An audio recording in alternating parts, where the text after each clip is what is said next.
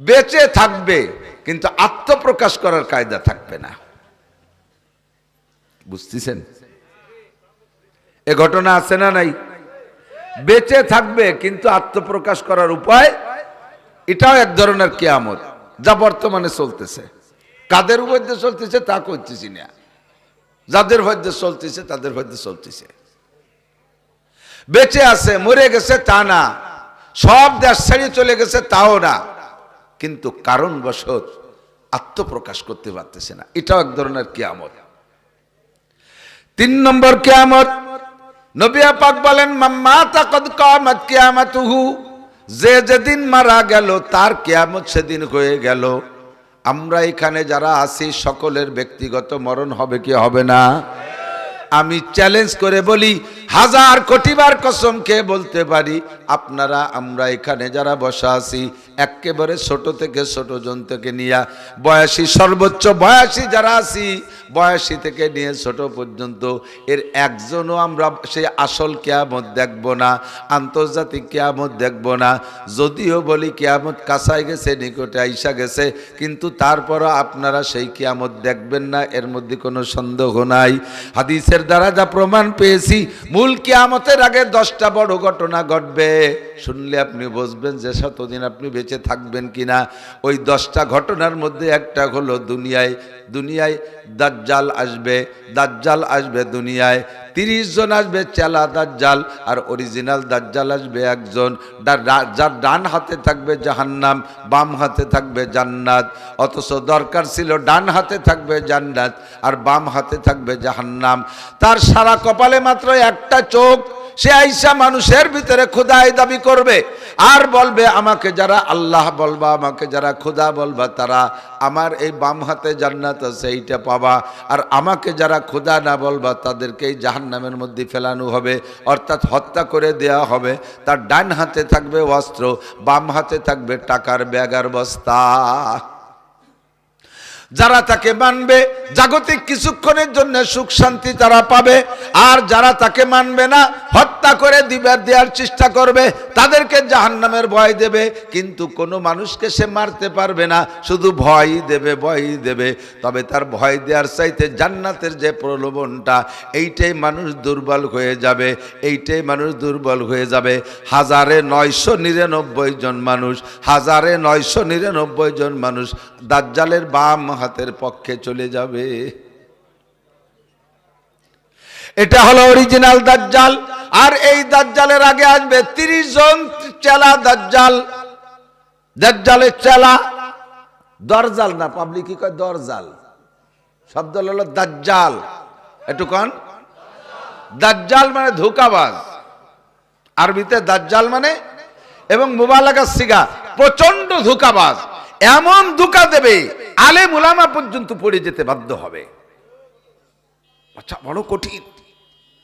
Original দাজ্জালের হাত থেকে বাঁচা কঠিন, চেলা দাজ্জালের হাতেই আমরা দুর্বল হয়ে যাই। কতক্ষণ? ইদানিং অনলাইনে যত ব্যবসা চলতেছে, অনলাইন ব্যবসা আছে না, এও কিন্তু দাজ্জালি ভেতনার এক কিসিম। আমি ধরা খেয়ে গেছি, দেখি করাতের অ্যাড দিচ্ছে, এটা গাছ কাটা করাত না, একজনের দা হইলে কুপাইয়ে একটা বাঁশ কাটতে পারতেছে না, আপনারা তো দেখছেন। এর মধ্যে একজন করাত একখানা নিয়ে দিল, বাঁশ 1 পোষে কেটে ফেলে দিল, এইরকম মোটা একখান গাছ 2 পোষে কেটে ফেলে দিল। আমি বললাম যে বাড়ি চো কাটাকাটি একটু লাগে, তা আমি একখান অর্ডার দিছি, 800 টাকা এনেছে, একটু এখন ছুরির মতো করাত, তাই দিয়ে এখন কোন সিও কাটা যায় না। অথচ ইউটিউবে এমন ধোঁকা দিয়েছে, যার ধোঁকায় পড়তে বাধ্য হয়ে গেছি। হাজার চলতেছে দাজ্জালি ফিতনা। আর সবচাইতে বড় হলো পশ্চিমারা আমাদের মাঝে দাজ্জাল হিসেবে আসছে। ব্যারাক দাজ্জাল, অ্যাডামস দাজ্জাল, কারিতাস দাজ্জাল, বিআরডিবি দাজ্জাল, গ্রামীণ ব্যাংক দাজ্জাল, আশা দাজ্জাল, প্রশিকা দাজ্জাল, এইরকম যত এনজিও আছে সব এনজিও দাজ্জাল। বাম হাতে তাদের বস্তা ভরা টাকা আর ডান হাতে তাদের অস্ত্র, বাম হাতে বস্তা ভরা টাকা, ডান হাতে অস্ত্র। তাদেরকে গুরু মানলে, তাদের কাছে বায়াত হইলে আমেরিকার ভিসা দিয়ে দেয়, লন্ডনের ভিসা দিয়ে দেয়, দ্রুত গতিতে গ্রিন কার্ড হয়ে যায়, বিদেশে জায়গা জমি ঘর বাড়ি সব পাওয়া যায়, স্ত্রী পর্যন্ত পাওয়া যায় বিনা পয়সায়, কোনো তা কিনতে পয়সা লাগে না। এগুলো চেলা দাজ্জাল। অরিজিনাল দাজ্জাল যখন আসবে, একে ধ্বংস করার জন্য আসবে মাহদী আলাইহিস সালাতু ওয়াস সালাম, তার আগে আসবে ঈসা আলাইহিস সালাম। এই দাজ্জালের আবির্ভাবের পরে হযরত ঈসা আলাইহিস সালাম আসবে তাকে ধ্বংস করার জন্য, এরপরে আসবে মাহদী আলাইহিস সালাম। তিনটা, এনাদের দুইজনের হাতে দাজ্জাল ও দাজ্জালের অনুসারীরা সব শেষ হয়ে যাবে। দাজ্জাল লাস্টে যে ধরবে এক বুড়োরে, একজন ইমানদার বুড়োকে বলবে কুল রব্বি, তুই আমাকে আল্লাহ বল, রব বল। তো বুড়ো বলবে তোরে রব বলবো কে, তোর কি ক্ষমতা আছে? কয় তোমার রব যা পারে আমি তা পারি। তো বুড়ো বলবে ইন্না রাব্বি ইউহয়ী ওয়া ইউমীত, আমার রব তো মারতেও পারে বাঁচাইতেও পারে। আল্লাহ মারতেও পারে, কতক্ষণ পারে, মরাডারে বাঁচাইতে পারে। বলার সঙ্গে সঙ্গে দাজ্জাল বলে ওয়া আনা উহয়ী ওয়া উমীত, আমিও মারতে বাঁচাইতে পারি। এবার বুড়ো বলবে তাহলে তুমি মারিয়ে বাঁচাই দেখাও। বলার সঙ্গে সঙ্গে বুড়ো রে দাজ্জাল দাও দিয়ে কোপ দিয়ে দুই ভাগ করে ফেলবে।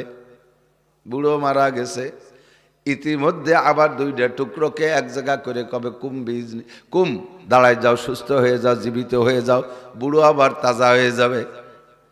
তাজা হওয়ার পরে বুড়োকে বলবে তুমি কিছুক্ষণ আগে দুই টুকরা হয়ে মারা গেছিলে, তা কি তোমার মনে আছে? হ্যাঁ তুমি মেরে ফেলছিলে, এখন আবার তোমার আমি বাঁচাইছি তা তো দেখলে, তাহলে আল্লাহর যে গুণ তা তো আমার মধ্যে আছে তা তুমি পাইলে, এবার আমাকে রব বলবা কিনা? এবার বুড়ো বলবে আমার এখন শতভাগ একিন হয়ে গেছে তুই সেই দাজ্জাল। আগে একটু সন্দেহ ছিল যে সেই দাজ্জাল না কোন দাজ্জাল, তুই যখন আমারে মারিয়ে বাঁচাতে পারছিস তাহলে বুঝছো যে অরিজিনাল তুই দাজ্জাল, তোরা জীবনেও কোনদিন রব বলবো না। এবার দাজ্জাল আর ওই বুড়োকে দ্বিতীয়বার মারতে পারবে না। এমন করে কিছু আল্লাহু আলা দিনদার ইমানদার পরহেজগার মানুষ থাকবে, তাদেরকে দাজ্জাল ক্ষতি করতে পারবে না। দাজ্জালের পরে আসবে দাব্বাত ইয়াজুজ মাজুজ। ইয়াজুজ মাজুজ দীর্ঘদিন পর্যন্ত মানব জাতির উপরে তাণ্ডব চালাবে। আসমান থেকে বিশাল একটা বৃষ্টি হইয়া ইয়াজুজ মাজুজের বংশ ধ্বংস হয়ে যাবে। এরা পয়সা চলে যাবে সাগরে, মানুষের পায়ের নিচ দিয়ে হাঁটু পরিমাণ রক্ত পরিমাণ হবে, হাঁটু পরিমাণ প্রায় রক্ত হয়ে যাবে। ইয়াজুজ মাজুজের রক্তে রঞ্জিত হয়ে যাবে, দুনিয়াটা গন্ধ গন্ধ হয়ে যাবে। বিশাল একটা বৃষ্টিতে ভাসায় নিয়ে সাগরে নিয়ে চলে যাবে। এর কিছুদিন পরে আসবে দাব্বাতুল আরদ, একটা প্রাণী আসবে চতুষ্পদ জন্তু, এত বড় বডি, তার বসতে 1 বিঘে জায়গা লাগবে, 4টে পা আছে গরুর মতো, ঘোড়ার মতো, মানুষের মতো 2টা হাত থাকবে, আবার পরীর মতো পাখির মতো 2টা ডানা থাকবে, উড়তেও পারবে হাঁটতেও পারবে। এই প্রাণীটা সারা দুনিয়ায় 40 দিনের ভিতরে বিচরণ করবে। ও কোনো যানবাহনে গাড়ি ঘোড়ায় উঠবে না। সারা দুনিয়াকে 40 দিনের ভিতরে একটা চক্কর লাগাইয়া সারা দুনিয়ার মানুষকে 2 ভাগে বিভক্ত করবে। ওর ডান হাতে থাকবে মুসা আলাইহিস সালামের লাঠি, বাম হাতে থাকবে সুলাইমান আলাইহিস সালামের আংটি। প্রত্যেকটা মানুষের কপালে যাইয়া আংটি দিয়ে ছোঁয়া লাগাবে। এই কম্পিউটার আংটি চোখে কপালে ছোঁয়া লাগানোর সঙ্গে সঙ্গে মোমেন যারা, ইমানদার যারা, তাদের চেহারাটা পূর্ণিমার চাঁদের মতো উজ্জ্বল হয়ে যাবে। চেহারা যখন ফর্সা হয়ে যাবে, মুসা আলাইহিস সালামের লাঠি তার ডান হাতে, ওই লাঠি দিয়ে কপালে লিখে দিবে আনতা মুমিন, তুমি ইমানদার। আর যারা বেঈমান তাদের কপালে আংটি দিয়ে ছোঁয়া দেওয়ার সঙ্গে সঙ্গে চেহারাটা ব্ল্যাকবোর্ডের মতো কালো হয়ে যাবে। ওর কপালে লিখে দেবে কাফারা, তুমি কাফের, তুমি বেঈমান। মাত্র 40 দিনের ভিতরে গোটা দুনিয়ার মানুষকে 2 ভাগ করে ফেলবে। মোমেন আর কাফের 2 ভাগ হয়ে যাবে। এই 40 দিনের ভিতরে 2 ভাগ করার পরে হঠাৎ করে দাব্বাতুল আরদ, এই প্রাণীটা হারিয়ে যাবে, জগতে থাকবে না। ইতিমধ্যে হালকা একটা বাতাস আসবে পূর্ব দক্ষিণ কোণা থেকে।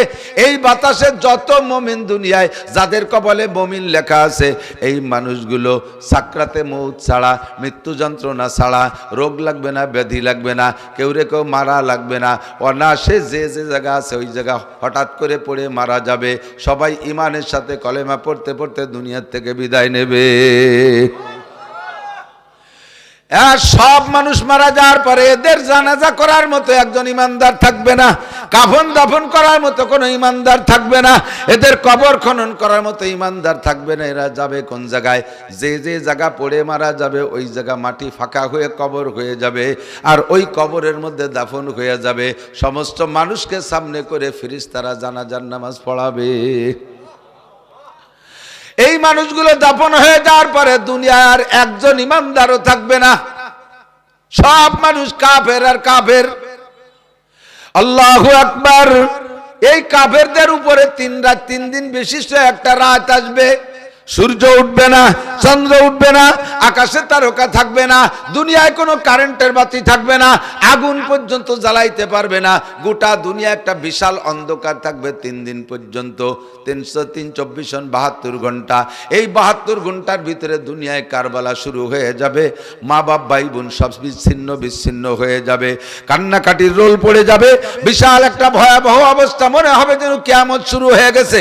মানুষের খাদ্য সামগ্রী খুঁজে পাবে না, পায়খানা করে খাওয়া শুরু করবে, পেশাব করে পান করা শুরু করবে। এই মহাবিপদ 3 রাত 3 দিন চলার পরে পশ্চিম আকাশ থেকে সূর্য উদয় হবে, পূর্বাকাশ থেকে না। পশ্চিম আকাশ থেকে সূর্য উদয় হইয়া মাঝ আকাশ পর্যন্ত আসবে। তবুও মানুষের ভিতরে একটা স্বস্তি আসবে। অন্ধকার তো কেটে গেছে, মোটামুটি আলোর মুখ দেখলাম, কিছুটা প্রশান্তি পাবে। আবার পশ্চিম আকাশের নিয়ম মতো সূর্যটা ডুবে যাবে। এরপরের থেকে আবার প্রত্যেক দিন অন্য দিনের মতো পূর্বাকাশ থেকে 24 ঘন্টায় দিন রাত হবে, সূর্য উদয় অস্ত হবে। এই সূর্য ব্যাকে আসার পর থেকে আর যত মানুষ কিয়ামত পর্যন্ত দুনিয়ায় থাকবে, হাজারো তওবা করলে তওবা কবুল হবে না। একে বলা হয় রদ্দে শামস। দুনিয়ার সিস্টেমকে আল্লাহ উল্টাই দিয়েছে, কাজেই এখন আর তওবা কবুল হবে না। বলা হয় নির্দিষ্ট তারিখও বলা যাবে না, তবে এই সূর্য উদয়ের ব্যাকে আসার পরে পশ্চিম আকাশ থেকে সূর্য উদয়ের 120 বছরের মতো পরে যাইয়া দুনিয়া ধ্বংস হবে, কিয়ামত হবে। যেদিন ধ্বংস হবে সেই দিন ইসরাফিল আলাইহিস সালাতু ওয়াস সালাম আল্লাহ পাকের কাছে জানতে চাইবে, আল্লাহ এখন কি সিংহায় ফু দেব? আল্লাহ পাক বলবেন আজরাইলকে পাঠাও, দেখে আসুক দুনিয়ায় কোন জায়গায় একজন মানুষ আল্লাহ বলনেওয়ালা আছে নাকি। যতক্ষণ পর্যন্ত আল্লাহ বলনেওয়ালা একজন মানুষ দুনিয়ায় থাকবে অতক্ষণ পর্যন্ত কিয়ামত হবে না। লা তাকুমুস সাআতু হাত্তা ইউকালা ফিল আরদি আল্লাহ আল্লাহ। যতক্ষণ আল্লাহ বলনেওয়ালা থাকবে অতক্ষণ কিয়ামত হবে না। আজরাইল যে রিপোর্ট দেবে, না আল্লাহ এখন আর দুনিয়ায় আল্লাহ বলার কেউ নাই, ইসরাফিল আলাইহিস সালাম সিংহায় ফু দেবে, গোটা দুনিয়া ধ্বংস হয়ে যাবে, মুহূর্তের ভিতরে কিচ্ছু থাকবে না। মুহররম মাসের 10 তারিখ হবে, বার হবে শুক্রবার, একে ফুতে সব চলে যাবে। আজীব একটা কারখানা। আল্লাহ পাক বলেন ইজাস সামাউন ফাতারাত ওয়া ইদাল কাওয়াকিবু ইনতাসারাত ওয়া ইদাল বিহারু ফুজ্জিরাত ওয়া ইদাল কুবুরু বুসিরাত ইজাস শামসু কুব্বিরাত ওয়া ইদান নুজুমু কাদারাত ওয়া ইদাল বিহারু ফুজ্জিরাত। এমন করে যত আয়াত আছে সবগুলো কিয়ামতের আয়াত। ইজা ওয়াকাতিল ওয়াকিয়া লাইসা লিওয়াকাতিহা কাযিবা খাফিদাতুর রাবিয়া ইজা রুজ্জাতিল আরদু রাজ্জা অবুসাতিল জিবালু বাসসা। পাহাড়গুলো পুতুলার মতো উঠতে থাকবে, চন্দ্র সূর্য খসে পড়বে, আসমান টাস করে ফেটে তন্ন তন্ন হয়ে যাবে, পায়ের নিচের জমিন থাকবে না, সারাটা দুনিয়া এলোমেলো হয়ে যাইবে। এইটা হলো কিয়ামত। সবগুলোকে ধ্বংস করে দেবে ইসরাফিলের ফুকে, আর জানগুলো কবজা করবে আজরাইল আলাইহিস সালাম। সব জান কবজা করার পরে আল্লাহ পাক আজরাইলকে জিজ্ঞেস করবে, আজরাইল আল আন মা বাকিয়া, ও আজরাইল এখন কারা কারা আছে জগতে? সব শেষ করেছো নাকি কেউ বেঁচে আছে? আজরাইল বলবে, আল্লাহ নাহনু সালাসাতা আশার, আমরা 13 জন আছি আর বাকি সব ধ্বংস করে দিছি। আল্লাহ কয় কোন 13 জন আছো? কয় 1 নম্বরে হামিলাতুল আরশ সামানিয়া, তোমার আরশ উঁচু করে রাখছে যে 8 জন, সেই 8 জন আছে। ওয়া নাহনু আরবা, জিবরাইল মিকাইল ইসরাফিল আর আজরাইল আমি, এই 12 জন। ওয়া আনতা, তুমি, আমরাই মোট ফ্যামিলিতে 13 জন আছি আর সব শেষ করে দিছি। আল্লাহ পাক বলবেন সর্বপ্রথম এই 13 জনের মধ্যে বড় 3 জনের জান আমার কাছে জমা দিয়ে দাও।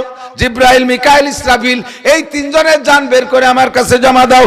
আজরাইল মুহূর্তের ভিতরে বড় 3 ফেরেশতাকে হত্যা কইরা তাদের জান আল্লাহর কাছে জমা দেবে। আল্লাহ বলবেন এখন কে কে আছো? কয় আল্লাহ নাহনু আশারা, আমরা 10 জন আছি, তোমার আরশ বহনকারী 8 জন, আর তুমি আর আমি এই 10 জন আছি। আল্লাহ পাক বলবেন আরশ বহনকারী 8 জন মারিয়ে জান কয়টা জমা দাও। এবার আজরাইল বলবে, আল্লাহ ওই 8 জন তো তোমার আরশে উঁচু করে রাখছে, ওই 8 জনে মারিয়ে ফেললি তোমার আরশ নিয়ে তো তুমি হুড়মুড় করে নিচে পড়ে যাবা। আল্লাহ কয় আজরাইল পড় কুল হুয়াল্লাহু আহাদ, পড়েন একবার কুল হুয়াল্লাহু আহাদ আল্লাহুস সামাদ। বলো সেই আল্লাহ কয়জন? আমার আল্লাহুস সামাদ, আমার আল্লাহ কাহারো কাছে ঠেকা? জোরে বলেন ঠেকা। এ আজরাইল কুল হু সূরা পড়ো, কুল হুয়াল্লাহু আহাদ আল্লাহুস সামাদ, আল্লাহ এক ও একক, আমার আল্লাহ কাহারো কাছে ঠেকা না। তোমরা দুনিয়ায় যারা দেবদেবীর পূজা পাঠ করো, তোমরা যার পূজা করো সে তোমাদের কাছে ঠেকা। তারে ধরে রাখলে সে দাঁড়ায় থাকতে পারে, ছেড়ে দিলে পড়ে যায়। বছরের শেষে রং নষ্ট হয়ে যায়, মিস্ত্রি যে রং দেয়া লাগে, এক বছরে মাথায় যে খরা বৃষ্টি লাগে দুর্বল হয়ে যায়, ফাঁসার মধ্যে বাঁশ ঢুকোয়, যে তিন দিক যে বাঁশ বাঁধায় যে ঠেলি রাহা লাগে। আমি আল্লাহ ওই রকম দুর্বল না, আমার আরো সুস্থ করে রাখার জন্য কেউরে লাগে না। আরে তোদের মাবুদের রং উঠে যায়, তোরা রং দিস, আমি আল্লাহর রং ওঠে না। আল্লাহর রং আছে, আমাদের আল্লাহর রং আছে। আরে না কোন কাটুটা বলেন আছে, আমাদের আল্লাহর রং আছে। কোথায় পাইলাম? কোরআনে কয় সিবগাতাল্লাহি ওয়া মান আহসানু মিনাল্লাহি সিবগা। উলামা ইকরামের কাছে শুনে দেখেন, সিবগাতাল্লাহ মানে আল্লাহর রং আছে, ওয়া মান আহসানু মিনাল্লাহি সিবগা, আমার আল্লাহর রঙের চাইতে জগতে কোনো ভালো রং। আমার আল্লাহর রং বছরে একবার ওঠে, ইন্ডিয়াতে মিস্ত্রি এনে রং দেয়া লাগে। আমার আল্লাহ বছর শেষে দুর্বল হয়ে যায়, গাছতলা মাছতলা কাইতে পড়ে থাকে। আমার আল্লাহর গেটি ধরে পানির মধ্যে সুবই ভাড়াই দেওয়া লাগে। আমার আল্লাহর দ্বারের কাছে কেউ যাইতে পারে। হে আজরাইল, আমি আল্লাহ কাহারো কাছে ঠেকা না। আমার 8 জন বহনকারীকে ফেলাই দিলে, মেরে দিলে আমি পড়ে যাব তা না। দাও তাদের জান জমা দাও। আজরাইল ওই 8 জনের জান মাইরে জমা দিয়া এরপরে আল্লাহ বলবেন আল আনমা বাকিয়া, এখন কিডা কিডা আছো? কয় আনতা ওয়া আনা, আল্লাহ সব শেষ করে দিয়েছি, এখন খালি আমি আর তুমি আছি, আন কি এর বা করো। আল্লাহ কয় তোমার জানটা আমার কাছে জমা দাও। খেলা হবে এখন, কাউয়া কাকার খেলা না। আল্লাহু আকবার। আজরাইল তোমার জান জমা দাও। আনা হাইয়ুন ওয়া কাইয়ুম, আমি মরিও না বাঁচিও না, আমি চিরস্থায়ী চিরঞ্জীব, আমার মরণ নাই। ও আজরাইল তোমার মরতে হবে। আজরাইলকে আল্লাহ আমারও মরতে হবে। কয় কে মরবা না কেন? তুমি কোরআন শরীফের আয়াত পড়ো, কুল্লু নাফসিন যায়কাতুল মাউত, সমস্ত প্রাণী মরণশীল। কথা বলেন। আজরাইল পড়ো, আজরাইল পড়বে। কয় তরজমা কি? কয় আল্লাহ সব প্রাণী মরবে। আল্লাহ কয় তুমি কি প্রাণী না অপ্রাণী? কয় আমিও তো প্রাণী। তাই কুল্লু নাফসিনের মধ্যে যদি তুমি হও, তোমাকেও মরতে হবে। কুল্লু শাইন হালিকুন ইল্লা ওয়াজহুল্লাহ, আমি ছাড়া এখন আর কেউ থাকবে না, আমি ছাড়া এখন কেউ থাকবে না। আজরাইল কয় আল্লাহ আমি তো সবাইরে মারছি, আমারে মারবে কিডা? আল্লাহ কয় তুমি আত্মহত্যা করবা, তুমি পিস্তল কপালে লাগাই দিয়ে গুলিয়ে দিবা। আত্মহত্যা করবো কোন সিস্টেমে? আল্লাহ কয় বুকের উপরে হাত দিয়ে মুঠ করে টান দিবা, বাকিটুক আমার কাম। যখন আজরাইল বুকের উপরে হাত দিয়ে টান মারছে, আল্লাহ কয় ওয়াইজা রাদা শাইআন আইয়াকুলা লাহু কুন ফায়াকুন, আমি কিছু করতে গেলে তেমন কিছু করি না, শুধু কোন শব্দ ব্যবহার করি। আজরাইল যখন মুঠ করে টান দিয়েছে, আল্লাহ কয় কুন মাইয়াতাল মালাকাল মউত, ও আজরাইল তুই মরে যা। বলার সাথে সাথে হাতের মধ্যে জানটা বেরিয়ে আসছে। আজরাইলের জান যখন বেরিয়ে যাইবে, তখন আজরাইল এমন জোরে একটা চিৎকার মারবে, যদি ওই সময় সারা দুনিয়ার সমস্ত প্রাণী থাকতো, আজরাইলের মুখের এই চিৎকার আওয়াজে সমস্ত প্রাণী কলিজা ফাইটা মারা যাইতো। দোস্তরে, আজরাইলও মরবে, জিবরাইলও মরবে, ইসরাফিলও মরবে, আজরাইল সব প্রাণী মরবে, একজনও বেঁচে থাকবে না, সব চলে যাবে। আমি আপনি মরবো না বাঁচবো? মরবই মরবো, ঠিক না? তবে কবে মরবো জানা আছে? আল্লাহ কা ইন্নাল্লাহা ইনদাহু ইলমুস সাআহ, আরে 3টে কিয়ামতের একটারও ডেট কেউরে বলে দেই নাই। ওই বড় কিয়ামত কবে হবে তাও বলে দেই নাই, আর মাঝারি কিয়ামত কার কবে হবে তাও জানো না, 10-20 মিনিট আগেও জানো না যে কোন জায়গা যাইতে হবে, সময় মতো চলেই যাওয়া লাগবে।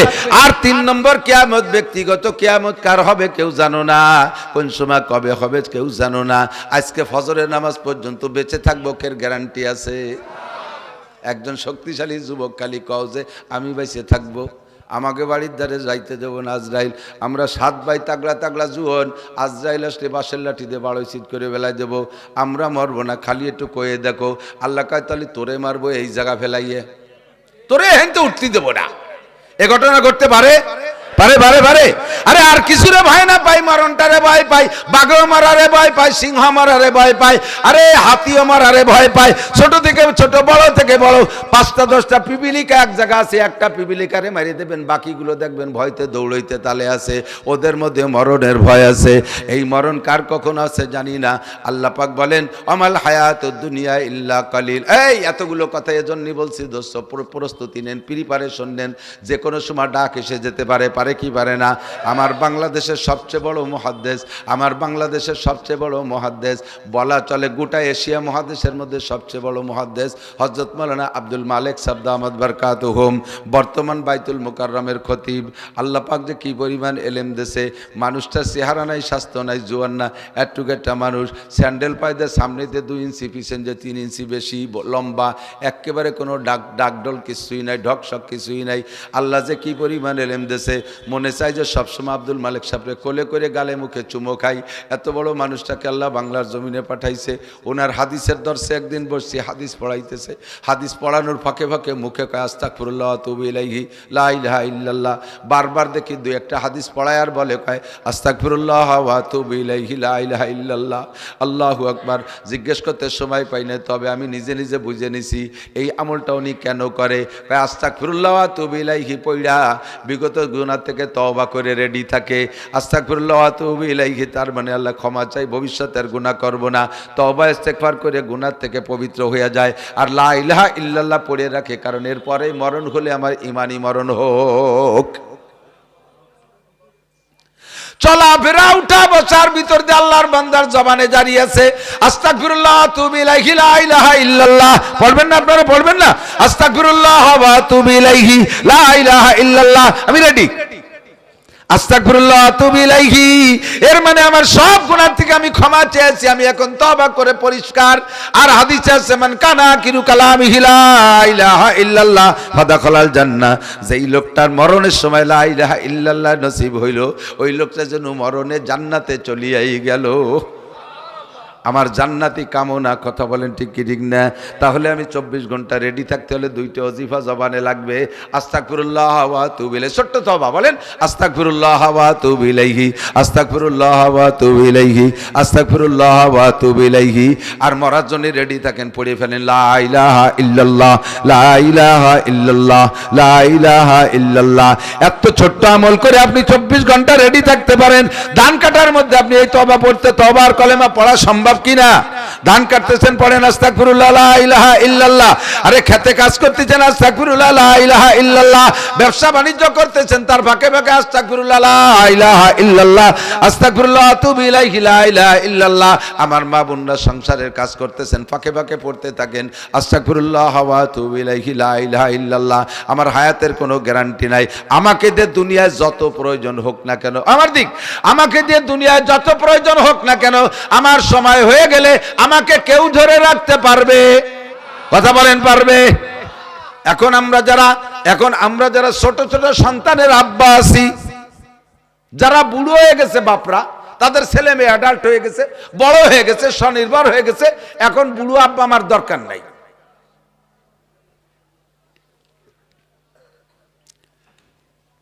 বরঞ্চ অনেক বুড়ো আব্বা আমার জন্য ছেলে মেয়েরা দোয়া করে যে মরে না, আর কতদিন বেঁচে থাকবে, না মরলে জমি ভাগ করতে পারতেছি না।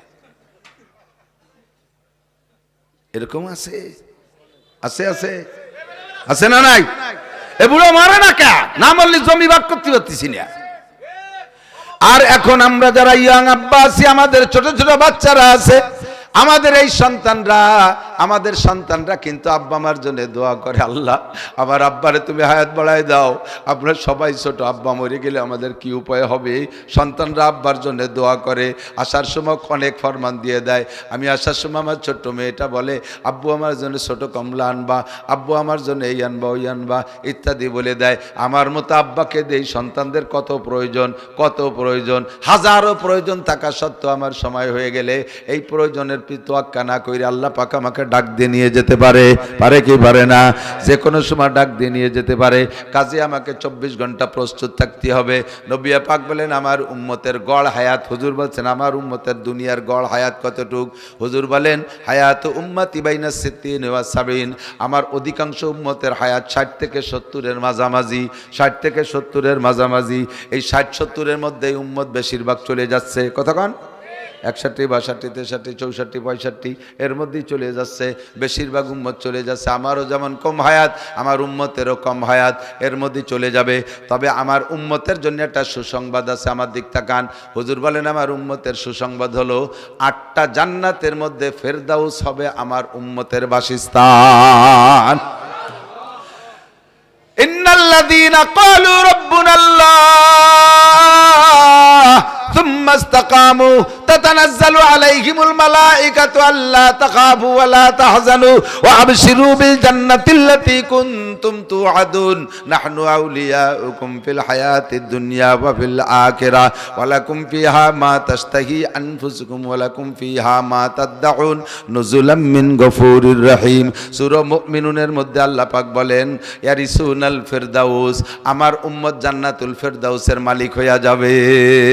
সাহাবায়ে কেরাম বলে হুজুর কাইফা ইউমকিনু, এইটা কি করে সম্ভব? অল্প একটু হায়াতের মধ্যে ফেরদাউসের মালিক হব কি করে?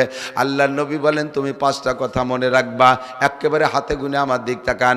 বুড়ো বুড়ো আবাল বৃদ্ধ বনিতা নারী আর পুরুষ যাদের কানে আওয়াজ যাচ্ছে, হুজুর বলেন এই 5টা কথাকে মনে রাখলে তুমি জান্নাতুল ফেরদাউসের মালিক হয়ে দুনিয়ার থেকে সার্টিফিকেট নিয়ে রওনা দিবা। 1 নম্বর আমার দিক, 1 নম্বর একটু নড়াচড়া হবে না, চলে আসছে জায়গা মতো।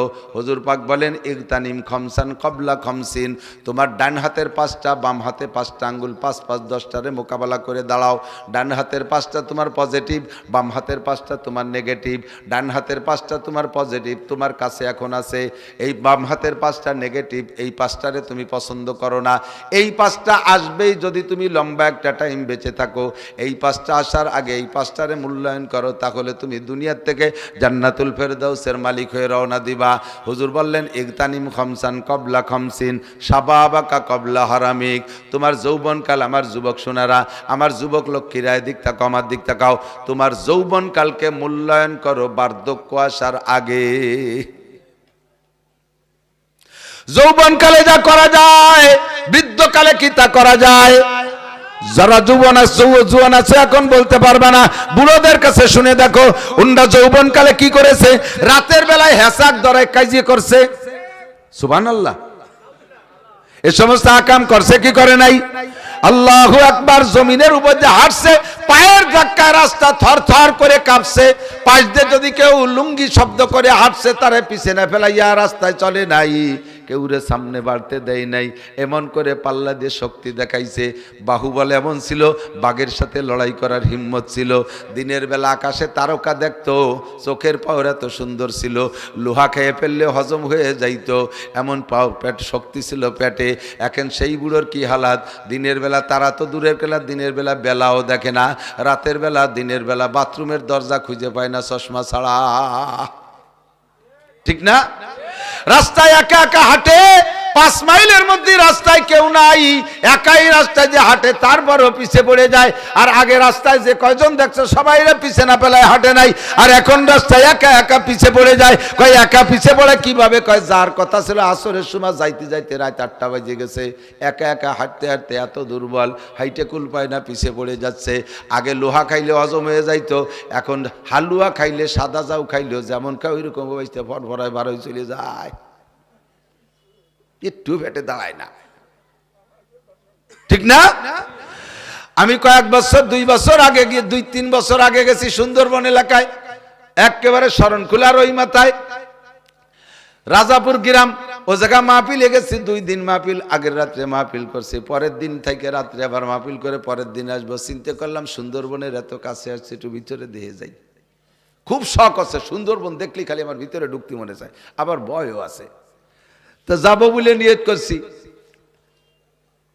বললাম যে এই তাগড়া তাগড়া 7-8 জন কুরইল মুরইল নিয়ে চলো, সামনে 4 জন পিছনে 4 জন থাকবো, আমি মাঝে থাকবো। আর ঘন জঙ্গলের মধ্যে বাগানে বেত গাছের মতো গাছ, আবার একটুক একটুক মোটা খেজুর গাছের মতো এরকম ফল হয়, ওর একটা হেতালি, এই হেতালি বাগানের মধ্যে ঢুকবো, ওর মধ্যেই বাঘ থাকে।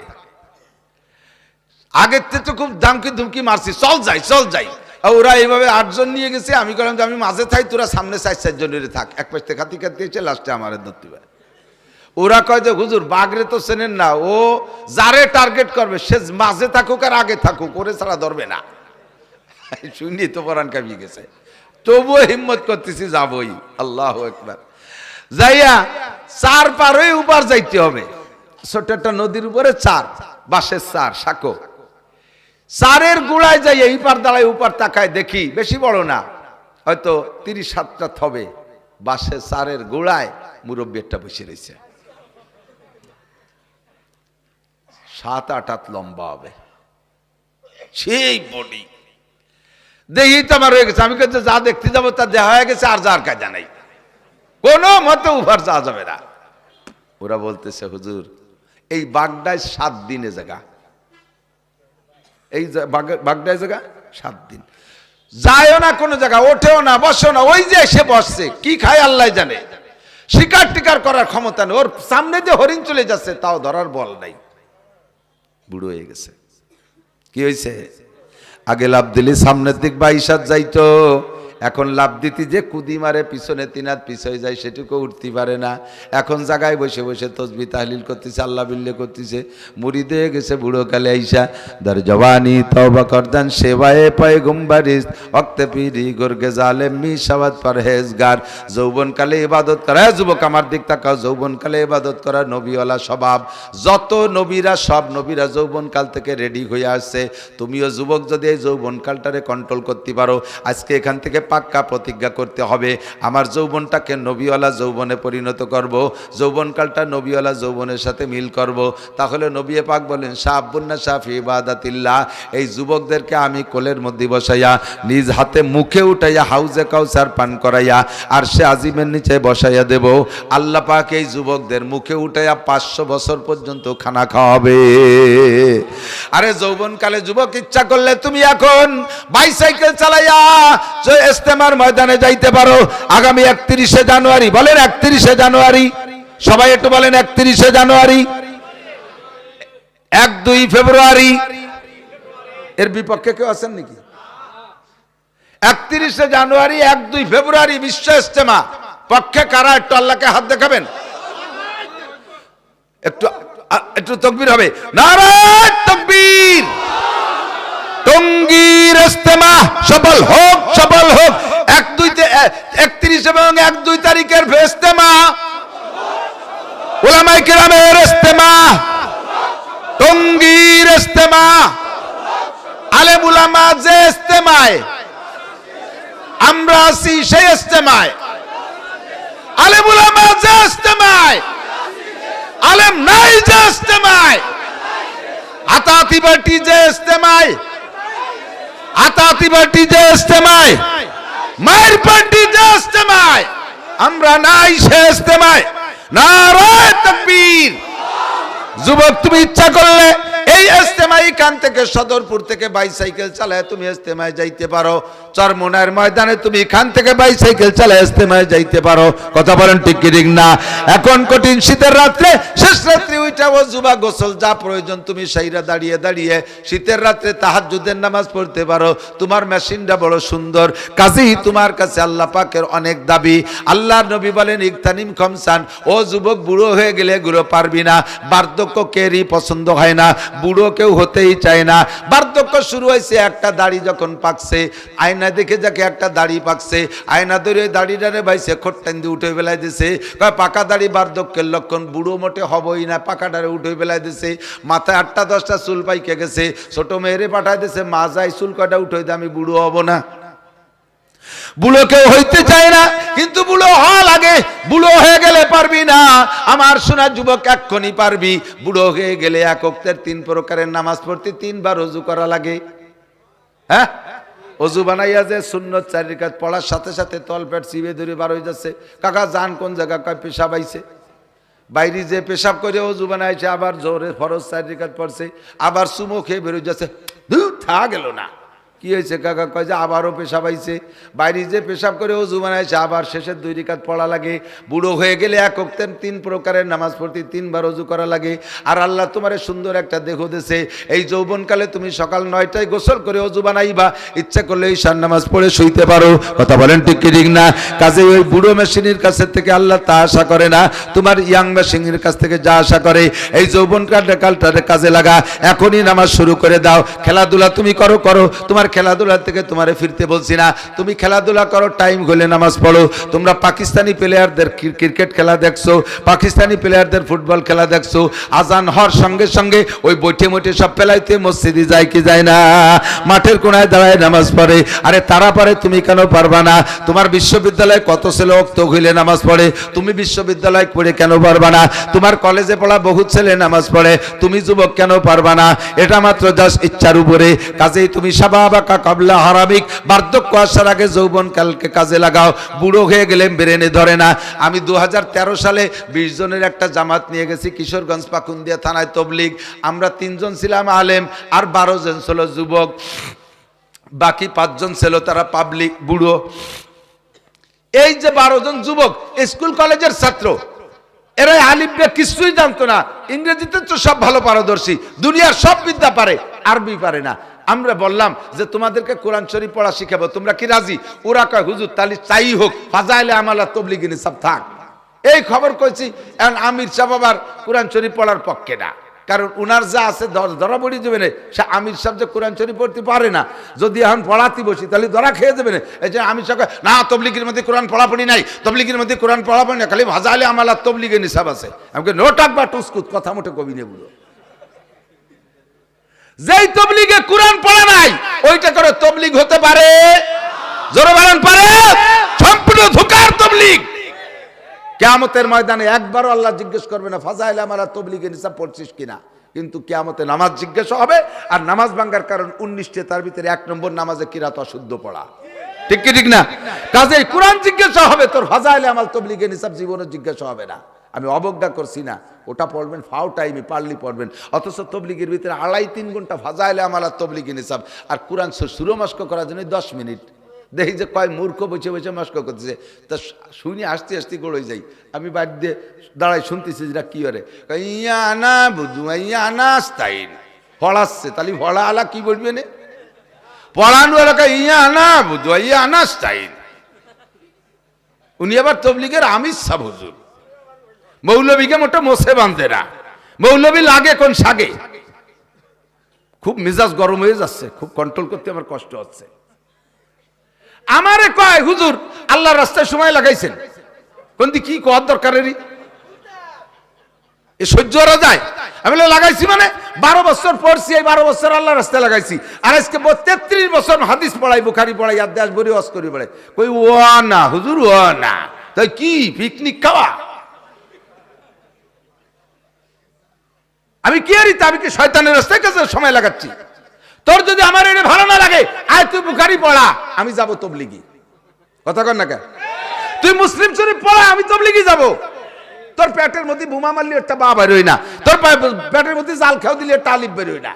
আর তুই ইয়া না বুঝো ইয়া আনাস্তাইন কই আমির সাজি তার আলেমুল আমারে যে ময়দানে যে মারিস, এবার ইজতেমায় খেলা হবে। কথা কর, এবার ইজতেমায় খেলা হবে। আসিস ইজতেমার মাঠ এবার 3 দিনই শেষ হবে না, একেবারে 1 সপ্তাহ পর্যন্ত বসে থাকবো সে জায়গা। আয় ইজতেমা দেখাই ছেড়ে দেবো। চুপ করে ভদ্রতার সাথে তবলিগ করতে চাইছিলাম, তা করতে দিলি না। কাছাই দিয়ে তবলিগ করবো এবার। সহ্য হচ্ছে, কষ্ট হচ্ছে। আল্লাহু আকবার। যুবক যৌবনকালে ব্রেন ভালো থাকে। আমি ওই 12 জন, আমরা 3 জন হুজুর ভাগ করে নিছি, 3 জনে 12 জন যুবকরে আর বুড়ো কয়জন রে ভাগ করে নিছি, কোরআন শরীফ পড়া শিখাবো। মাত্র 38 দিনের ভিতরে আলিফবা থেকে ওই 12 জন যুবক ব্রেন ভালো, ওদেরকে কোরআন শরীফ পড়া শিখাইয়া 8 পারা সবক পড়াই আনছি। বুড়োরা ওই একই টাইম পড়ছে, কিন্তু মাথা শক্ত হয়ে গেছে, কাদা শক্ত হয়ে আঠাইলি কেটা শক্ত হয়ে গেলে ওর মধ্যে কিছু ঢোয় না, মাটি টাইট হয়ে যায়। ও বুড়োর মাথার মধ্যে ঢোকে না। তারপরও মোটামুটি কুত্তি কুত্তি যাইয়া অক্ষর চিনাইয়া জের জবরা জজম তাসদিদ পর্যন্ত শুয়েই ফেলাইছিলাম। আর এক চিল্লে থাকতে বলি 1 কোটারও মানুষ বানায় নিয়ে আসতে পারতাম।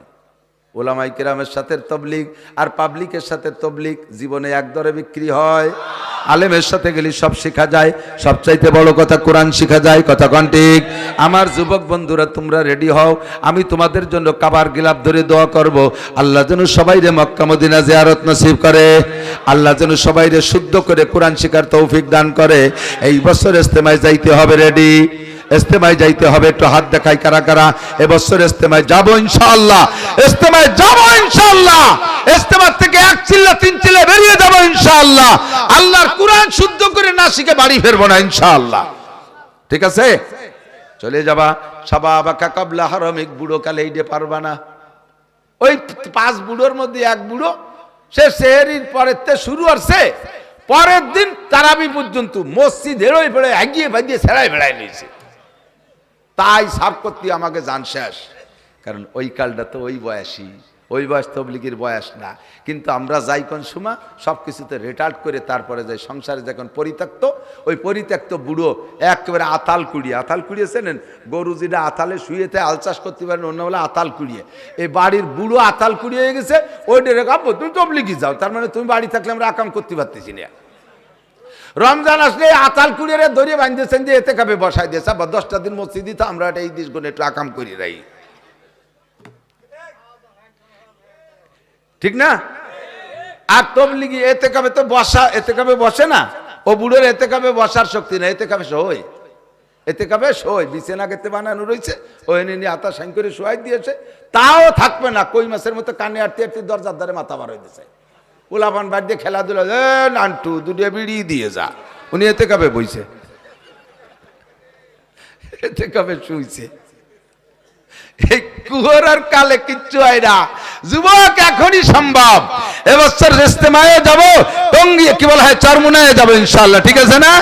আমাদের ইস্তেমা, আমাদের চরমুনার মধ্যে কোনো ভাগাভাগি নাই। আমরা সকলে সম্মিলিত, উভয় দল, আমরা একসাথে। উভয় দল না, আমাদের কাজের শাখা ভাগ, একই কাজ শাখা ভাগ, একই কাজ। এখানে চরমুনার ময়দানে এক কায়দায় করি, ইস্তেমার ময়দানে আর এক কায়দায় করি, কাজের শাখা ভাগ, ঠিক কিনা? শাবাবাকা কাবলা হারামিক, যৌবন কালরে কাজে লাগাও বার্ধক্য আসার আগে। 1 নম্বর তা হলে তুমি ফেরদাউসি নুজুলা, জান্নাতুল ফেরদাউসের ভিতরে মেহমানদারি খাইবা। বলেন না সুবহানাল্লাহ। সিহাতাকা কাবলা সুকুমিক, সময় কম কামাই বেশি, অল্পের মধ্যে বেশি চাবানো যাবে না, খেয়াল করেন।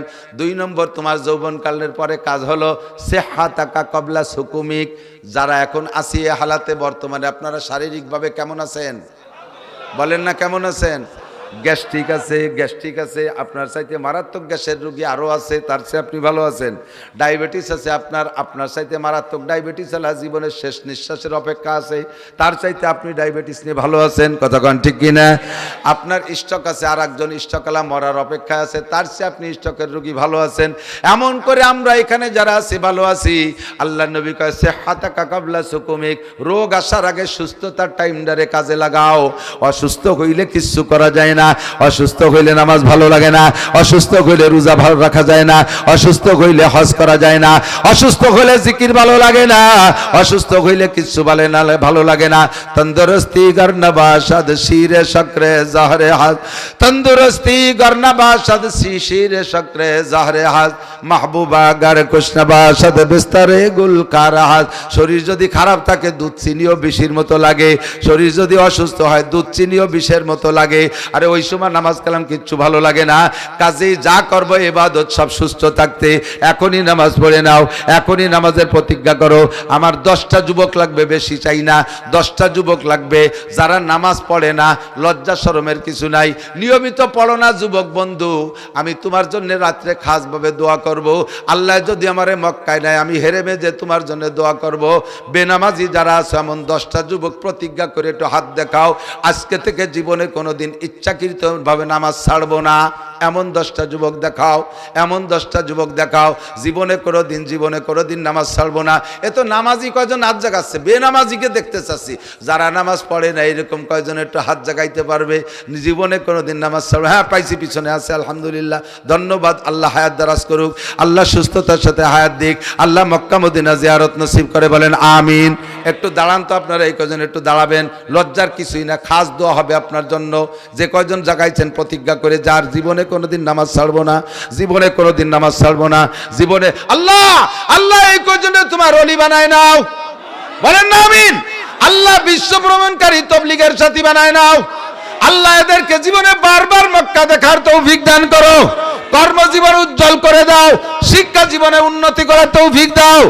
আল্লাহ ভালো রেজাল্ট করে, ভালো লেখাপড়া করে বড় অফিসার তাদেরকে বানাই দিও। আল্লাহ দিনের পর চলা আসান করে দাও। আল্লাহ তোমাদেরকে কবুল করুক, বসো আমিন। মাশাআল্লাহ মাহফিল কবুল হয়ে গেছে। সে হাতাকা কবলা সুকুমিক, সুস্থতারে কাজে লাগাবেন অসুস্থতার আসার আগে।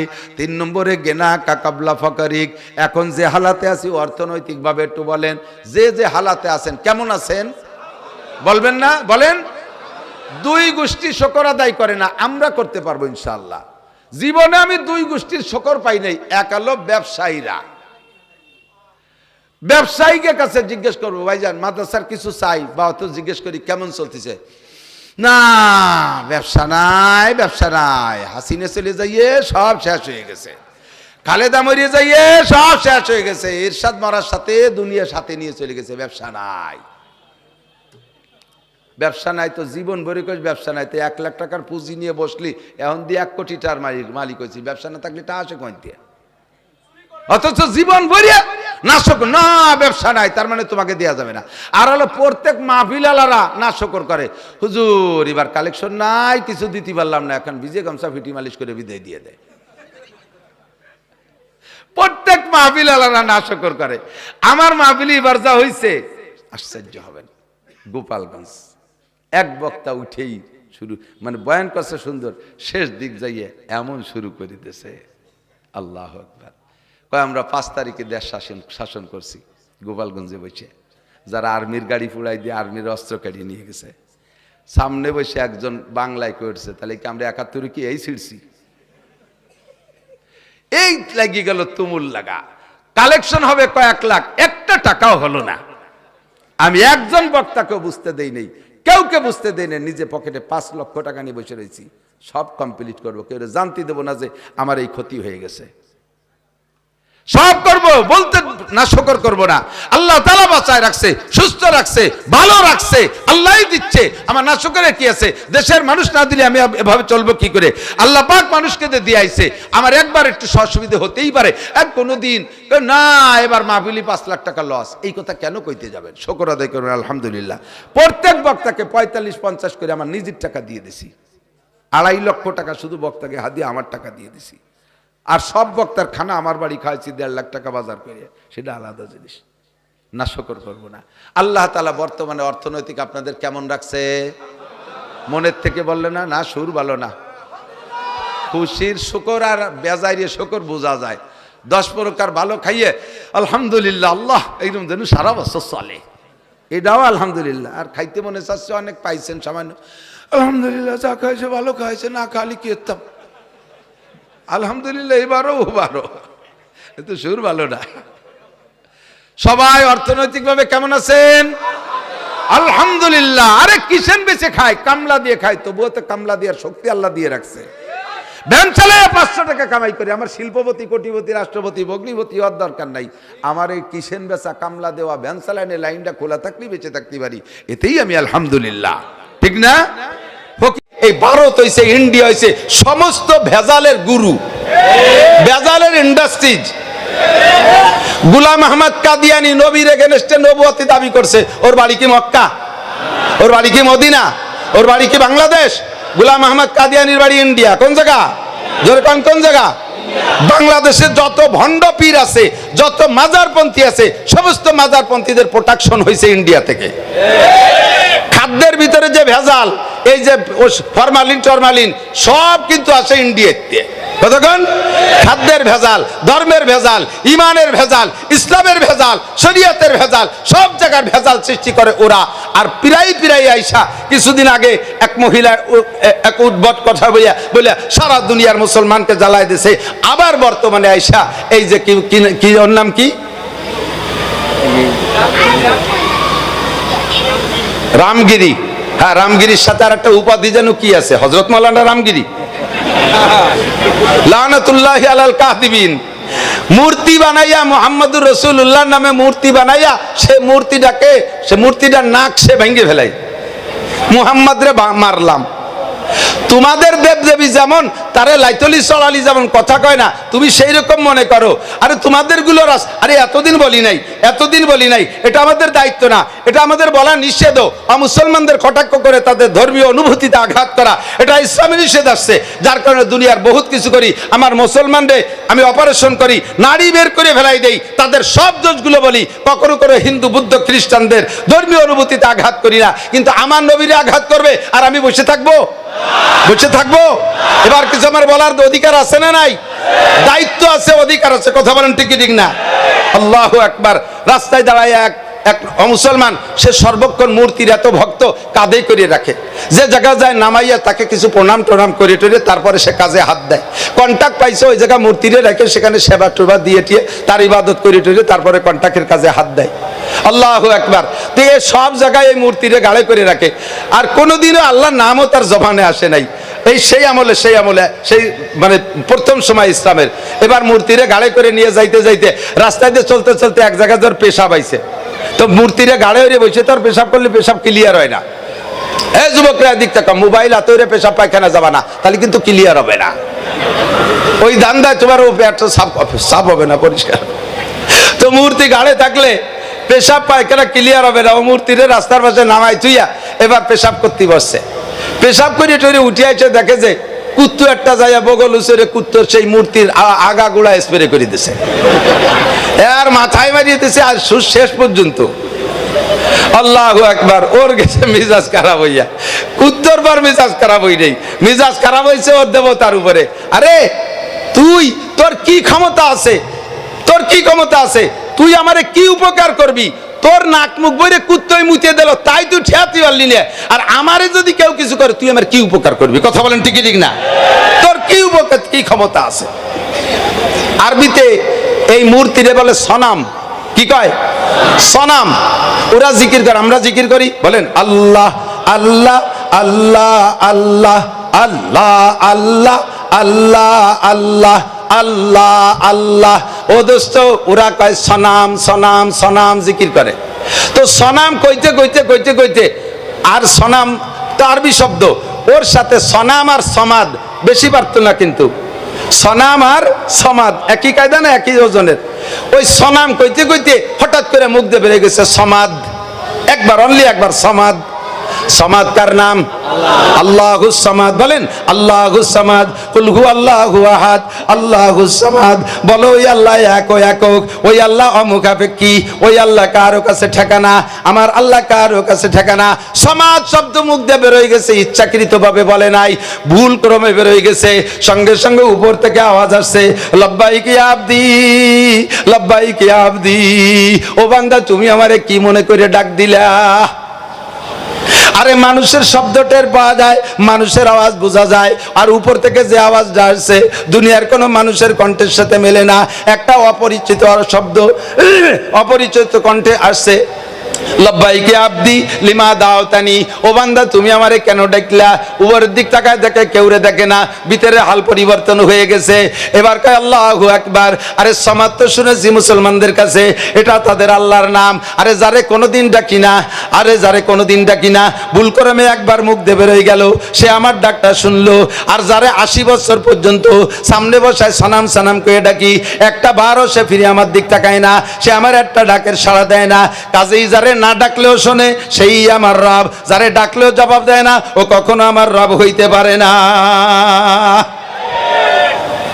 ও মুসলমান, বুঝলে না কোন পদমর্যাদায় দুনিয়ায় জন্ম নিয়েছো? বিশ্বনবী মুহাম্মদুর রাসূলুল্লাহ সাল্লাল্লাহু আলাইহি ওয়াসাল্লামের ইন্তেকালের দিন 12ই রবিউল আউয়াল। ইতিহাস ওই পশ্চিমেরা ইসরায়েলি রাওয়ায়াতে ইতিহাসে বিকৃত কইরা আমার নবীর সাথে গোটা মুসলমানকে একটা শত্রুতায় সৃষ্টি করেছে। ইতিহাস বিক্রি কইরা 8ই রবিউল আউয়াল নবীর জন্ম তারিখকে একেবারে গায়েব করে দিয়া 12ই রবিউল আউয়াল জন্ম দিবস, 12ই রবিউল আউয়াল মৃত্যু দিবসটাকে ঈদে মিলাদুন নবীর নাম দিয়া জন্ম তারিখকে প্রাধান্য দিয়া আমাদেরকে ঈদ করায়, আনন্দ করায়। যেদিন আমি শোক করব সেদিন আমাদেরকে দিয়ে আনন্দ করায়। ইন্না লিল্লাহি মালাইকাতান সায়াহিনা ফিল আরদে ইউবাল্লিগুনি সালাম মিন উম্মতি। নবী পাক বলেন মান সাল্লাল্লাহু আলাইহি ইনদা কবরি, আমার দিক নবী পাক বলেন মান সাল্লাল্লাহু আলাইহি ইনদা কবরি, যে আমার কবরের কাছে এসে সালাম দেয়, যে আমার কবরের কাছে এসে সালাম দেয়, সামিতুহু, আমি ওইটা শুনি। কন্যা সুবহানাল্লাহ। হায়াতুন নবী শুয়ে আছে সোনার মদিনায়, কবরে নবী জিন্দা। যদি কেউ কবরের কাছে যে সালাম দেয় নবীকে আমি শুনি। আমান সাল্লাল্লাহু আলাইহি নায়ান, যদি কেউ দূর থেকে সালাম দেয় ওইটা আমি শুনি না। আমি মানবিক যোগ্যতায় জীবদ্দশায় যতটুক দূর থেকে ডাকলে শুনতাম, কবরে যাওয়ার পরে অতটুক দূর থেকে ডাকলে শুনি। যতটুক দূর থেকে সালাম দিলে শুনতাম, কবরে যাওয়ার পরে অতটুক দূর থেকে সালাম দিলে শুনবো। আরে আমি মদিনায় বৈশা বাংলাদেশের সালামের আওয়াজ আমি জীবদ্দশায় শুনতাম না। কাজেই মরার পরও বাংলাদেশের থেকে সলাত ও সালাম পাঠাইলে ওইটা আমি নিজ কানে শুনবো না। তবে আমার কাছে উবলিগ তুহু, এই দুরুদ ও সালাম আমার কাছে পৌঁছাই দেওয়া হবে। সাহাবায়ে কেরাম বললেন মাইয়ুবলিগুকা সালাম ইয়া রাসূলুল্লাহ, আপনার কাছে দুরুদ ও সালাম কারা পৌঁছাই দিবে? নবী পাক বলেন ইন্না লিল্লাহি মালাইকাতান সায়াহিনা ফিল আরদি ইউবাল্লিগুনি সালাম মিন উম্মতি। কোটি কোটি পর্যটক ফেরেশতা ভ্রমণ করে, তাদের আর কোনো দায়িত্ব নাই। ওদের দায়িত্ব হলো কে কোন জায়গা থেকে দুরুদ ও সালাম পড়ে ঠিকানা সহ তারিখ সহ আমার কাছে পৌঁছাইয়া দেয়। আর পৌঁছানোর সঙ্গে সঙ্গে আমি আমার উম্মতের নামে সালামের জবাব পাঠাইয়া দেই। মান সাল্লাল্লাহু আলাইহি মাররা সাল্লাল্লাহু আলাইহি আশারা মাররা, আমার উপরে একবার দুরূদ শরীফ পড়লে আল্লাহ তার উপরে 10টি রহমত নাজিল করে। আমার নবীর উপরে 12 রবিউল আউয়াল নবীর জন্য, নবীর শানে আর আমাদের আনন্দের কিছুই নাই।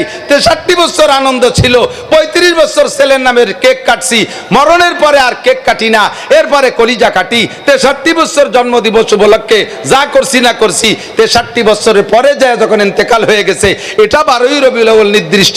কাজেই এই তারিখে আর আমাদের ঈদ আর আমাদের আনন্দর কিচ্ছুই নাই। সমস্ত আনন্দকে ধুলায় মিশাই দিয়ে আমাদেরকে এতিম করে চলে গেছেন নবী। কাজেই 12 রবিউল আউয়াল সামনে থেকে আমরা ঈদ করব না শোক করব? সকলে জবানে বলতে হবে ঈদ করব না শোক। গোপালগঞ্জ থেকে আমি এইটাকে চালু করতে চাই, ঈদ করব না শোক করব? কথাকে আমি বুঝাইতে পারছি? যদি বুঝে থাকেন তাহলে সামনের থেকে ইনশাআল্লাহ সিদ্ধান্ত এভাবেই আসবে। এই মাসের জুমার দিনের পরে সপ্তাহের প্রথম রাত। আজকে আপনারা বড় বড় উলামায়ে কেরাম পেয়েছেন, বড় বড় উলামায়ে কেরাম পেয়েছেন, বলেন না আলহামদুলিল্লাহ। আমি বড় না, আমি তো ঘর কি মুরগি ডাল বরাবর। যাদের পাইছেন তারা অনেক বড়। এরা কিভাবে সংগ্রহ করছে জানি না। আমি তো বক্তা মানুষ, সব বক্তাকে সাথে ওয়াজ করি, অথচ এদেরকে আমি আমার মাদ্রাসায় সংগ্রহ করতে পারি নাই। ইমাম সাহেবকে এবং মাদ্রাসার বড় হুজুরকে আমি অসংখ্য ধন্যবাদ জানাই। বাকি একটা কথা মনে রাখতে হবে, একটা কথা মনে রাখতে হবে, আল হক মুররুন, হক জিনিস একটু তিতে হয়। যে ঔষধগুলো তিতে বেশি, ওই ঔষধগুলোর কাজ বেশি, আর কাজের ওষুধে তিতে একটু বেশি হয়। কথা কান ঠিক না? কারণ তাই বলে কি তিতে ওষুধ হলে খাবেন না নাকি? তাহলে তো মরবেন, বাঁচতে পারবেন না। মনে রাখতে হবে আমরা গোপালগঞ্জে আমাদের আদর্শ, ইসলামী আদর্শের গুরু হলেন সজদ সাহেব হুজুর রহমাতুল্লাহ আলাইহি, ঠিক না? আমাদের ধর্মীয় গুরু কে? শামসুল হক ফরিদপুরি। একটু বলেন না শামসুল হক ফরিদপুরি রহমাতুল্লাহ আলাইহি, তাই তো নাকি বলেন? উনি আসছেন বিদায় এত মাদ্রাসা আল্লাহ পাক আমাদেরকে দিয়েছে। কত মাদ্রাসা পাইছেন জানেন? গোপালগঞ্জ জেলায় 5 থানায় মহিলা এবং পুরুষ মাদ্রাসা দিয়া টাইটেল পর্যন্ত সরকার যাকে এম এর মান দিয়েছে, এই টাইটেল পর্যন্ত মাদ্রাসা 30টেরও বেশি। একমাত্র ঢাকা জেলা ছাড়া বাংলাদেশের কোন লোকাল জেলায় এত দাওরায়ে হাদিস মাদ্রাসা নাই। এর ওসিলায় মাদ্রাসার ওসিলায় উলামায়ে কেরামদের বিচরণের কারণে শিরিক, কুফর আর বেদাত, মাজার পূজা, মাজারে ফুল দেওয়া, মাজারে মোমবাতি দেওয়া, কবরে সিজদা দেওয়া আমার গোপালগঞ্জের জনগণ করে না। কথা বলেন ঠিক ঠিক না? অনেক বেদাত থেকে আমরা উঠে আসতে সক্ষম হয়েছি। আমাদের ধর্মীয় গুরু শামসুল হক ফরিদপুরি রহমাতুল্লাহ আলাইহি, আমরা এই মর্যাদা রক্ষার্থে একটা জিনিস খেয়াল রাখবো। নবী পাক সাল্লাল্লাহু আলাইহি ওয়াসাল্লাম বলেন, হে মুসলমানরা এদিক তাকান, মান কানা ইউমিনু বিল্লাহি ওয়াল ইয়াউমিল আখির ফালইউকরিম যায়ফা। তুমি যদি আল্লাহকে বিশ্বাস করো, মান কানা ইউমিনু বিল্লাহি, যদি কি আল্লাহকে বিশ্বাস করো, ওয়াল ইয়াউমিল আখির, আর আখিরাতকে বিশ্বাস করেন। এ ভাই আল্লাহ আছে? আখিরাত হবে, পুলসিরাত হবে, মিজান হবে, ময়দানে মাহশার হবে, হিসাব নিকাশ দেওয়া লাগবে। অন্তর থেকে বলতেছেন, একবারে খালেস দিল থেকে বলতেছেন, আল্লাহর সামনে দাঁড়াইয়া 4টি ইমিগ্রেশনের জবাব দেওয়া লাগবে। এই কথায় যদি তুমি বিশ্বাসী হও তাহলে তুমি একটা কথা মনে রাখবা, ফাল ইউক্রিম জাইফা, তুমি তোমার মেহমানকে পর্যাপ্ত মেহমানদারি করবা। মেহমান যাতে খুশি, মেহমানকে বুঝে শুনে তার রুচি অনুযায়ী মেহমানদারি করবা, মেহমানকে অসম্মানী করবা না। মেহমান যেমন চায় তাকে সেভাবে মেহমানদারি করবা। এদিক তাকান, মেহমানদারির পদ্ধতি কি? মেহমান সর্বপ্রথম চায় আমার সাথে একটু সুন্দর সাক্ষাৎ করুক, কথা বলেন। বাড়িওয়ালা এসে ইস্তেকবাল করবে, অভ্যর্থনা জানাবে, আসসালামু আলাইকুম রাহমাতুল্লাহ, সালাম দিয়ে মুসাফা করে, পারলে সুযোগ থাকলে বুকে জড়িয়ে ধরবে, কোলাকুলি করবে, সুন্দর করে সালাম দিয়ে মুসাফা করবে, বুকের সাথে কোলাকুলি করবে। এরপর বাড়ির যাকে মেহমান যাকে যেখানে নেয়ার মতো তারে সে জায়গা নিয়ে বসাবে। এরপরে মেহমানের রুচি জিজ্ঞেস করবে। এখন আপনি বেতাকাল্লুফ কোনো বানাউট ছাড়া আপনি বলেন আপনার রুচিতে কি চায়। এইভাবে হযরত ইব্রাহিম খলিলুল্লাহ আলাইহিস সালাতু ওয়াস সালাম একটা গল্প আমার মনে পড়ে গেছে, জানিয়েছেন। বিসমিল্লাহ।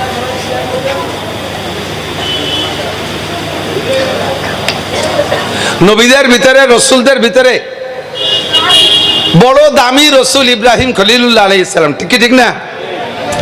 আন্তর্জাতিক খ্যাতি সম্পন্ন বিশ্ববিখ্যাত দামলা মিস্টার নমরুদ, এর সাথে দীর্ঘদিন যুদ্ধ বিগ্রহ। আল্লাহ তাআলা ইব্রাহিম আলাইহিস সালাম রে এমন ভাবে কষ্টি পাথরে যাচাই করে নবী রসুল হিসেবে গ্রহণ করেছেন যে 30টা পরীক্ষা করছেন ইব্রাহিম আলাইহিস সালামকে আল্লাহ তাআলা, আর 30টা পরীক্ষায় পাস। কোন সুবহানাল্লাহ। আল্লাহ নিজেই বলেন, ওয়াইদিব তালা ইব্রাহিম রাব্বুহু বিকালিমাতিন ফাআতাম্মাহুন্না, আমি আমার ইব্রাহিম রে অনেক পরীক্ষা নিয়েছি, সমস্ত পরীক্ষায় সে পাস করেছে গোল্ডেন এ প্লাস। এই পাশের কারণে, ইব্রাহিম আলাইহিস সালামের এই যোগ্যতার কারণে ইব্রাহিম আলাইহিস সালামকে আল্লাহ তাআলা অন্য নবীদের চাইতে আলাদা একটা পদ দিয়ে দিয়েছেন, সেটা হলো খলিলুল্লাহ। বলেন কি? আরবিতে খলিল মানে বন্ধু। এদিক দোস্ত, বাংলায় আমরা দোস্ত বলি, বন্ধু বলি, বিভিন্ন ভাষা বলি। আরবিতে দোস্ত বন্ধু বোঝানোর জন্য রফিক, সদিক, খলিল, হাবিব, 4টে শব্দ। রফিক, সদিক, খলিল, হাবিব। কোন নবীকে আল্লাহ তাআলা সাদিক বলতে পারেন, কোন নবীকে আল্লাহ তাআলা রফিক বলতে পারেন। ইব্রাহিম আলাইহিস সালামকে আল্লাহ তাআলা একেবারে কাছে নিয়ে গেছে, খলিল মানে ক্লোজ ফ্রেন্ড, নিকটতম বন্ধু। আর খলিলের উপরে আরেকটা ক্লাস আছে সেই বন্ধুত্বের, সেটা হলো হাবিব। সেটা কি? তো ইব্রাহিম খলিলুল্লাহ, মুহাম্মাদুর রাসূলুল্লাহ, হাবিবুল্লাহ। টুকানা মুহাম্মাদুর রাসূলুল্লাহ, হাবিবুল্লাহ। আমাদের নবী আল্লাহর